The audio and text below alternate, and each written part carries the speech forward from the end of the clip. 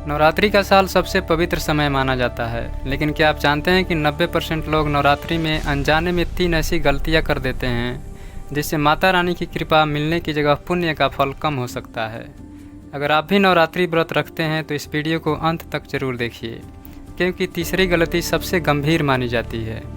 नमस्कार दोस्तों, नवरात्रि के इन पवित्र दिनों में माता दुर्गा की पूजा से घर में सुख, शांति और समृद्धि आती है, लेकिन कुछ छोटी छोटी गलतियां पूजा का फल कम कर सकती है। आइए जानते हैं वो 3 बड़ी गलतियां। पहली गलती, पूजा स्थान की साफ सफाई का ध्यान न रखना। नवरात्रि में जहां माता रानी की स्थापना होती है वह स्थान पूरी तरह साफ और पवित्र होना चाहिए। अगर पूजा स्थान गंदा हो या वहां नकारात्मक वातावरण हो तो माना जाता है कि पूजा का पूरा फल नहीं मिल पाता। इसलिए रोज़ सुबह शाम दीपक जलाएं और पूजा स्थान को साफ रखें। दूसरी बड़ी गलती, व्रत रखते हुए क्रोध और गलत व्यवहार करना।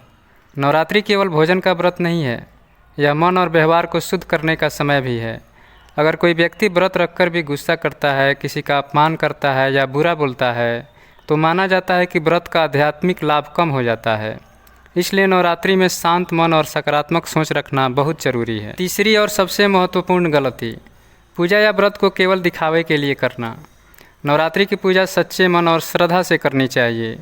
अगर पूजा सिर्फ दिखावे के लिए हो या मन में सच्ची भक्ति न हो तो उसका आध्यात्मिक फल बहुत कम माना जाता है। माता रानी की सच्चे भाव से की गई छोटी सी पूजा से भी प्रसन्न हो जाती हैं। इसलिए नवरात्रि में इन तीनों बातों का ध्यान जरूर रखें। पहला, पूजा स्थल की पवित्रता।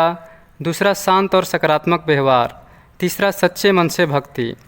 अगर आप इन बातों का पालन करते हैं तो माना जाता है कि माता रानी की कृपा आपके जीवन में सुख और समृद्धि ला सकती है। जानकारी पसंद आई हो तो लाइक कर दीजिए और ऐसी ही सच्ची और सटीक जानकारी के लिए चैनल को फॉलो ज़रूर करें।